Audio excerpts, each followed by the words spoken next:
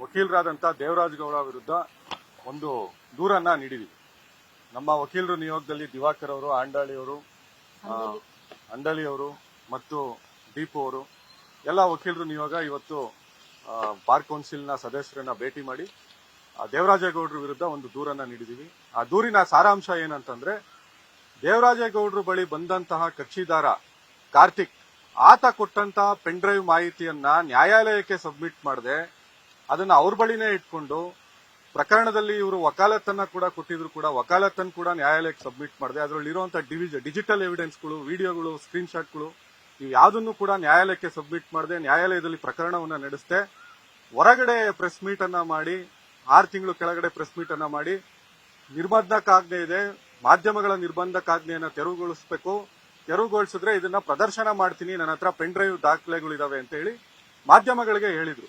ಅದಾದ ನಂತರ ಮೊನ್ನೆ ಇತ್ತೀಚೆಗೆ ಬೆಂಗಳೂರಿನ ಪ್ರೆಸ್ ಕ್ಲಬ್ ಅಲ್ಲಿ ಕೂಡ ಕಕ್ಷಿದಾರ ಕಾರ್ತಿಕ್ ಅವ್ರ ಜೊತೆಗೆ ಅವರ ಕಚೇರಿನಲ್ಲಿ ಮಾಡಿರುವಂತಹ ಸಂಭಾಷಣೆಯ ಒಂದು ಸಿಸಿಟಿವಿ ದೃಶ್ಯಾವಳಿಯನ್ನು ಕೂಡ ಮಾಧ್ಯಮದ ಮುಂದೆ ಪ್ರದರ್ಶನ ಮಾಡಿದ್ದಾರೆ.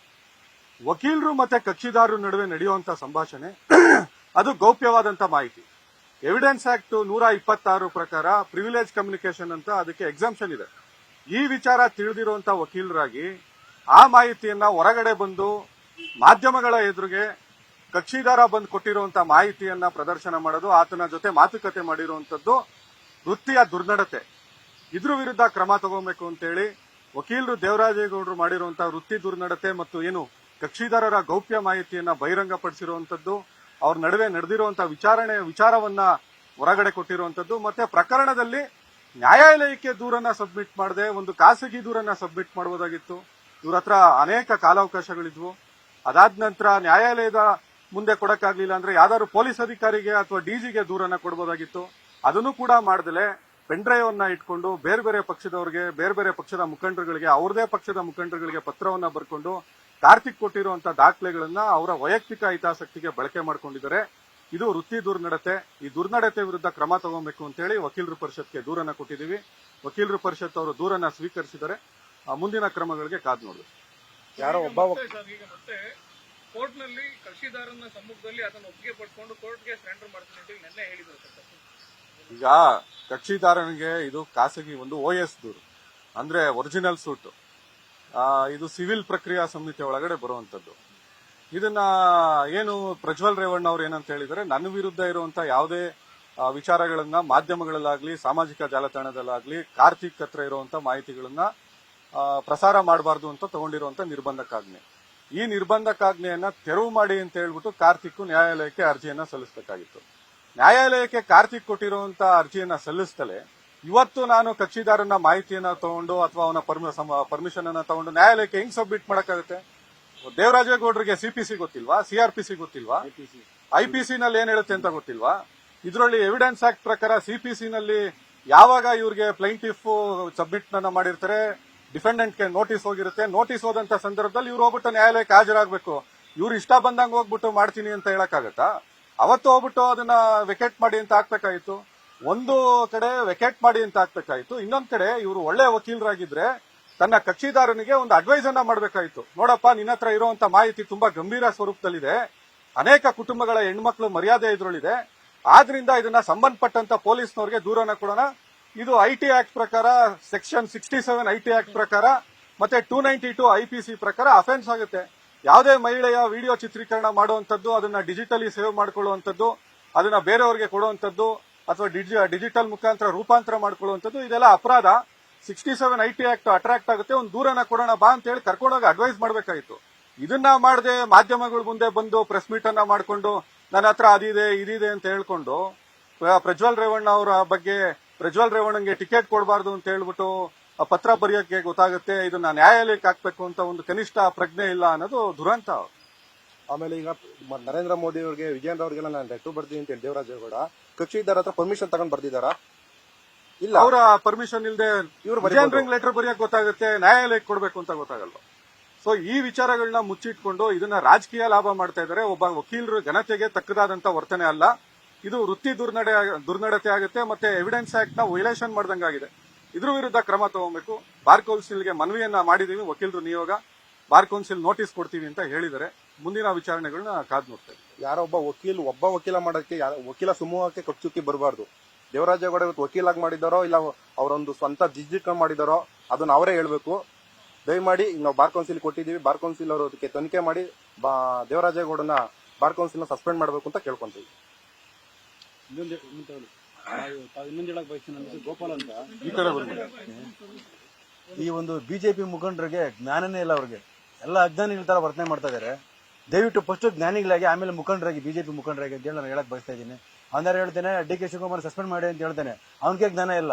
ಮುಂದಿನ ಈ ಪಾರ್ಟಿ ಇರ್ತಾನೆ, ಇನ್ನೊಂದು ಪಾರ್ಟಿ ಇರ್ತಾನೆ. ಫಸ್ಟ್ ಅವ್ನಿಗೆ ಜ್ಞಾನಿ ಆಗಂತ ಹೇಳಿ ಫಸ್ಟ್. ಇನ್ನೊಂದು ವಿಚಾರ, ಕುಮಾರಸ್ವಾಮಿ ಅವರು ನಿನ್ನೆ ಪ್ರೆಸ್ ಮೀಟ್ ಮುಖಾಂತರ ನವೀನ್ ಗೌಡನ್ ವಿಚಾರನ ಪ್ರಸ್ತಾಪ ಮಾಡ್ತಾ ಇದ್ರು. ಇವತ್ತು ನಿನ್ನೆ ನವೀನ್ ಗೌಡನ ಜಾಮೀನು ಅರ್ಜಿ ತಿರಸ್ಕೃತ ಆಗಿದೆ. ನ್ಯಾಯಾಲಯಕ್ಕೆ ಸಬ್ಮಿಟ್ ಮಾಡಿರುವಂತಹ ದಾಖಲಾತಿಗಳನ್ನ ಗಮನಿಸಿದಾಗ ಪೊಲೀಸ್ನವರು ಒಂದು ದೂರನ್ನ ಸ್ವೀಕರಿಸ್ತಾರೆ. ಪ್ರಜ್ವಲ್ ರೇವಣ್ಣ ಅವರ ಎಲೆಕ್ಷನ್ ಏಜೆಂಟ್ ಆದಂತಹ ಪೂರ್ಣಚಂದ್ರ ತೇಜಸ್ವಿ ಅವರಿಂದ ದೂರನ್ನ ಸ್ವೀಕರಿಸ್ತಾರೆ. ಆ ದೂರಿನಲ್ಲಿ ಪೂರ್ಣಚಂದ್ರ ತೇಜಸ್ವಿ ಅವರು ಹೇಳ್ತಾರೆ, ನವೀನ್ ಗೌಡ ಮತ್ತೆ ಕಾರ್ತಿಕ್ ಮುಂತಾದವರು ಹಾಸನದ ಲೋಕಸಭಾ ಕ್ಷೇತ್ರದ ಜೆಡಿಎಸ್ ಮತ್ತು ಬಿಜೆಪಿ ಅಭ್ಯರ್ಥಿಯಾದಂತಹ ಪ್ರಜ್ವಲ್ ರೇವಣ್ಣ ಅವರಿಗೆ ಸಂಬಂಧಪಟ್ಟಂತ ವಿಡಿಯೋಗಳನ್ನ ವಾಟ್ಸ್ಆಪ್ ನಲ್ಲಿ ತೋರಿಸ್ತಾ ಇದ್ದಾರೆ, ಮೊಬೈಲ್ ನಲ್ಲಿ ತೋರಿಸ್ತಾ ಇದ್ದಾರೆ ಅಂತ. ದೂರ್ನಲ್ಲಿ ಎಲ್ಲೂ ಕೂಡ ಅವರು ಪೆನ್ ಡ್ರೈವ್ ಬಗ್ಗೆ ಪ್ರಸ್ತಾಪವನ್ನೇ ಮಾಡಿಲ್ಲ. ಅದಾದ ನಂತರ ಮಾಜರ್ ಮಾಡಬೇಕಾಗುತ್ತೆ. ಪೂರ್ಣಚಂದ್ರ ತೇಜಸ್ವಿ ಅವರು ಒಂದು ಪೆನ್ ಡ್ರೈವ್ ಕೊಟ್ಟಿದ್ದಾರೆ. ಆ ಪೆನ್ ಡ್ರೈವ್ ಅಲ್ಲಿ ಕೇವಲ 7 ಸ್ಕ್ರೀನ್ ಶಾಟ್ಗಳಿದಾವೆ, ವಿಡಿಯೋ ಇಲ್ಲ. ಕೇವಲ 7 ಸ್ಕ್ರೀನ್ ಶಾಟ್ಗಳು ಮಾತ್ರ ಕೊಟ್ಟಿರುವಂತದ್ದು. ಇವರು ಕುಮಾರಸ್ವಾಮಿ ಅವರು ಆರೋಪ ಮಾಡ್ತಾ ಇದಾರಲ್ಲ, ನವೀನ್ ಗೌಡ ಡಿಸ್ಟ್ರಿಬ್ಯೂಟರ್, ಇನ್ನೊಬ್ಬ ಡಿಸ್ಟ್ರಿಬ್ಯೂಟರ್ ಅಂತ. ಡಿಸ್ಟ್ರಿಬ್ಯೂಷನ್ ಆಗಿರುವಂತ ವಿಡಿಯೋಗಳಿದ್ದಿದ್ರೆ ಪ್ರಜ್ವಲ್ ರೇವಣ್ಣ ಅವರ ಎಲೆಕ್ಷನ್ ಏಜೆಂಟ್ ಆಗಿರೋರು ಅದನ್ನ ಪೆನ್ ಡ್ರೈವ್ ಅಲ್ಲಿ ಕೊಡಬೇಕಾಗಿತ್ತು. ಆದ್ರೆ ಪೊಲೀಸ್ ಅಧಿಕಾರಿಗಳಿಗೆ, ತನಿಖಾಧಿಕಾರಿಗಳಿಗೆ ಅವರು ಕೊಟ್ಟಿರೋದು ಕೇವಲ 7 ಸ್ಕ್ರೀನ್ ಶಾಟ್ಗಳು.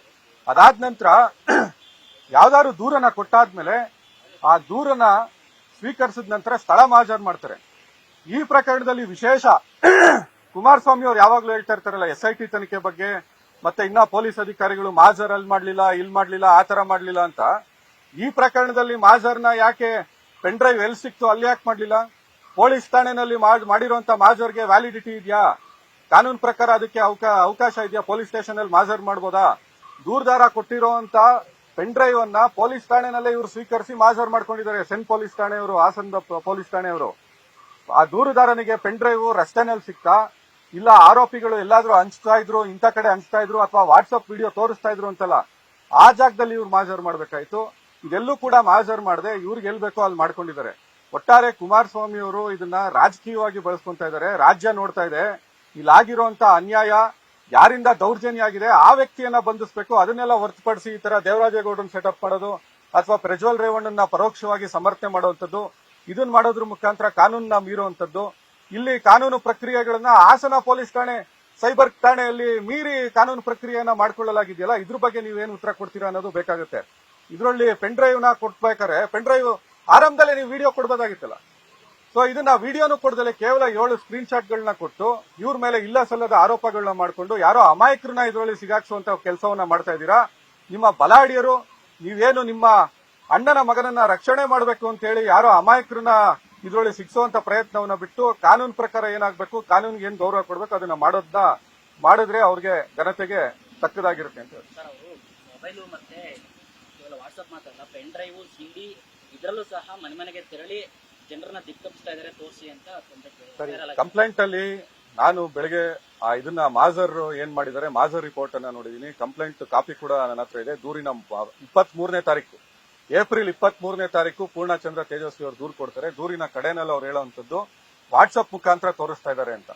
ವಾಟ್ಸ್ಆಪ್ ಮುಖಾಂತರ ವಿಡಿಯೋ ತೋರಿಸ್ತಾ ಇದ್ದಾರೆ ಅಂತ ಹೇಳಿ ಪೆನ್ ಡ್ರೈವ್ ಏನ್ ಸಬ್ಮಿಟ್ ಮಾಡಿದ್ದಾರೆ ಪೊಲೀಸ್ ಅಧಿಕಾರಿಗಳಿಗೆ ದೂರಿನ ಜೊತೆಗೆ, ಅಲ್ಲೆಲ್ಲೂ ಕೂಡ ವಿಡಿಯೋ ಇಲ್ಲ. ಕೇವಲ 7 ಸ್ಕ್ರೀನ್ ಶಾಟ್ಗಳಿದಾವೆ. 7 ಸ್ಕ್ರೀನ್ ಶಾಟ್ಗಳನ್ನ ಇಟ್ಕೊಂಡು ಇವ್ರು ಇಡೀ ಹಾಸನಕ್ಕೆ ವಿಡಿಯೋ ಹಂಚಿದ್ರು ಅಂತ ಹೇಳೋದಕ್ಕೆ ಆಗೋದಿಲ್ಲ. ಅದಾದ ನಂತರ ವಿಡಿಯೋ ಹಂಚ್ತಾ ಇದ್ರು ಅಥವಾ ಪೆನ್ ಡ್ರೈವ್ ನ ಹಂಚ್ತಾ ಇದ್ರು ಅನ್ಬೇಕಾದ್ರೆ ಎಲೆಕ್ಷನ್ ನಡೆಯುವಂತ ಸಂದರ್ಭದಲ್ಲಿ ಅವರು ಆ ಸಂದರ್ಭದಲ್ಲೇ ಬಂಧಿಸಬಹುದಾಗಿತ್ತು. ಯಾರು ವಿಡಿಯೋವನ್ನ ಹಂಚ್ತಾ ಇದ್ರು, ಎಲ್ಲಿ ಹಂಚ್ತಾ ಇದ್ರು ಅಲ್ಲೇ ಅವ್ರು ಮಾಹಿತಿ ಕೊಡಬಹುದಾಗಿತ್ತು. ಬಿಜೆಪಿ ಕಾರ್ಯಕರ್ತರಿದ್ದಾರೆ. ಹಾಸನ ಜಿಲ್ಲೆನಲ್ಲಿ ಪ್ರೀತಮ್ ಗೌಡ್ರು XMLA ಇದ್ದಾರೆ. ಇವರು ಜನತಾದಳ ಪ್ರಬಲವಾಗಿದೆ. ಹಾಸನ ಕ್ಷೇತ್ರದಲ್ಲಿ ಇವರ ಶಾಸಕರುಗಳಿದ್ದಾರೆ. ಇದನ್ನ ವಿಡಿಯೋ ಸುಲಭವಾಗಿ ಹಂಚಕ್ಕಾಗ್ಬಿಡುತ್ತಾ? ಪೆನ್ ಡ್ರೈವ್ ಸುಲಭವಾಗಿ ಹಂಚಕ್ಕಾಗತ್ತಾ? ಇವ್ರು ಪೆನ್ ಡ್ರೈವ್ ಹಂಚುವಂತ ಸಂದರ್ಭದಲ್ಲೇ ಪೊಲೀಸ್ನವ್ರಿಗೆ ಇಟ್ಕೊಡ್ಬೋದಾಗಿತ್ತಲ್ಲ. ಅದನ್ನ ಇಟ್ಕೊಡದೆ ಕೇವಲ ಇವರು ದಾಖಲಾತಿಗಳನ್ನ ಇವರೇ ಸೃಷ್ಟಿ ಮಾಡಿ ಇವರೇ ಪೆನ್ ಡ್ರೈವ್ ಅನ್ನ ತಗೊಂಡ್ಬಂದು ಇವತ್ತು ಬೇರೆಯವ್ರ ಮೇಲೆ ಆರೋಪವನ್ನ ಹೊರಿಸ್ತಾ ಇದ್ದಾರೆ. ದೇವರಾಜೇಗೌಡರು ವೈಯಕ್ತಿಕ ಕಾರಣ ಇರೋದು. ಅದರಿಂದ ದೇವರಾಜೇಗೌಡರು ಈ ಸಮಯದಲ್ಲಿ ನಾನು ಮಾಡಿದ್ರೆ ವಿರೋಧ ಪಕ್ಷ ಕಾಂಗ್ರೆಸ್ ಇದೆ, ಕಾಂಗ್ರೆಸ್ ಮೇಲೆ ಗೂಬೆ ಕೂರಿಸಬಹುದು, ಇದೆಲ್ಲ ಕಾಂಗ್ರೆಸ್ ಮೇಲೆ ಹೋಗುತ್ತೆ ಅನ್ನೋ ಉದ್ದೇಶ ಇಟ್ಕೊಂಡೇ ಮಾಡಿರೋದು. ಕೋತಿ ಮೊಸರನ್ನ ತಾನ್ ತಿಂದು ಮೇಕೆಗೆ ಹೊಸ್ತು ಅನ್ನೋ ಒಂದು ಸಿದ್ಧಾಂತ ಇವತ್ತು ದೇವರಾಜೇಗೌಡರದು. ಅದ್ ಬಿಟ್ರೆ ಕಾಂಗ್ರೆಸ್ ಆಗ್ಲಿ ಬೇರೆ ಯಾರದೇ ಆಗ್ಲಿ ಇದರಲ್ಲಿ ಪಾತ್ರ ಇಲ್ಲ. ದೇವರಾಜೇಗೌಡರು ಮತ್ತೆ ಕುಮಾರಸ್ವಾಮಿ ಅದೇ ರೀತಿ ಬಿಜೆಪಿ ಮೂವರು ಟೈಅಪ್ ಆಗಿದ್ದಾರೆ. ದೇವರಾಜೇಗೌಡರು ನನ್ನ ಒಂದು ಸ್ಟೇಟ್ಮೆಂಟ್ ಹೇಳ್ತಾರೆ, ಆ ಚಿತ್ರದ ಇದ್ರಲ್ಲದು ಏನೋ ವಿಡಿಯೋದಲ್ಲಿ ಇರೋದು ರೇವಣ್ಣನು ಅಲ್ಲ ಪ್ರಜ್ವಲ್ಲು ಅಲ್ಲ ಅಂತ ಹೇಳ್ತಾರೆ. ಯಾವ ಆಧಾರದ ಮೇಲೆ ಹೇಳ್ತಾರೆ? 6 ತಿಂಗಳು ರಿಪೋರ್ಟ್ ಅಲ್ಲಿ ಅವ್ರು ಹೇಳ್ತಾರೆ ಅವ್ರ ಕುಟುಂಬದಿಂದ ನಂಗೆ ನನ್ನ ಡೈವರ್ಸ್ ಆಯ್ತು, ನನ್ನ ಹೆಂಡತಿನ ದೂರ ಮಾಡಿದ್ರು ಅಂತ ಇದೇ ದೇವರಾಜೇಗೌಡರು ಹೇಳ್ತಾರೆ. ಒಬ್ಬ ವಕೀಲರಾಗ ಆತರ ಬಂದು ನಿಂತ್ಕೊಂಡು ಹೇಳ್ತಾರೆ. ಆದ್ರೆ ಇವತ್ತು ಏನ್ ಮಾಡ್ತಾ ಇದ್ದಾರೆ, ಕುಮಾರಸ್ವಾಮಿ ಜೊತೆ ಟೈಅಪ್ ಆಗಿ ರೇವಣ್ಣ ಮತ್ತೆ ಪ್ರಜ್ವಲ್ ಮಾಡಿರೋ ತಪ್ಪನ್ನ ಮುಚ್ಚಾಕೋಸ್ಕರ ದೇವರಾಜೇಗೌಡರು ಇಲ್ಲ ಸಲ್ಲದ ವಿಷಯಗಳನ್ನ ಹೇಳಿ ಎಲ್ಲಾರನ್ನೂ ದಾರಿ ತಪ್ಪಿಸ್ತಿದ್ದಾರೆ. SITನೇ ದಾರಿ ತಪ್ಪಿಸೋ ಒಂದು ಮಟ್ಟಕ್ಕೆ ದೇವರಾಜೇಗೌಡರು ಇವತ್ತು ಮೆಂಟಲಿ ಪ್ರಿಪೇರ್ ಆಗಿದ್ದಾರೆ.